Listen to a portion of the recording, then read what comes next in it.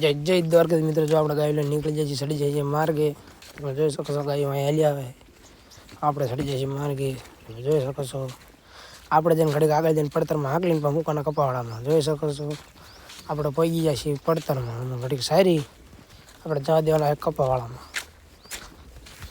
તમે જોઈ શકો છો આપણે પડતરમાં હાકલા છે, અહીંથી જવાનું છે કપાવાળામાં.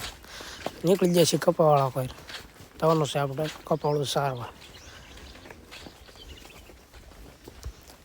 જોઈ શકો છો આપણે પગી ગયા છીએ કપાવાળામાં. ગાયો પડી છે, હવે અહીંયા સારવાના છે 3-4 વાગે લગી. અહીંથી જવા દેવાના છે પાણી પાવા. પાણી પી ડાયરેક્ટ ઘરે આપણે નીકળી ગયા છીએ. જોઈ શકો છો કપાવાળામાં કાઢ્યા છે, અહીંથી જવાનું હવે પાણી પાવા. તમે જોઈ શકો છો નીકળી જાય છે.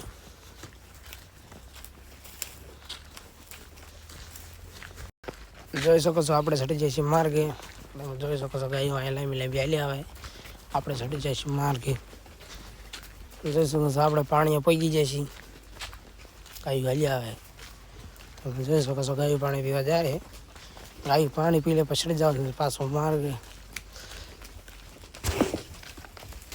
જોઈ શકો છો ગાયો લાંબી આપણે ચડી જાય છીએ માર્ગે. અહીંથી આપણો બ્લોગ પૂરો થાય. જય માતાજીને, જય દ્વારકાધીશ મિત્રો. લાઈક શેર સબસ્ક્રાઈબ કરી દેજો ભાઈ.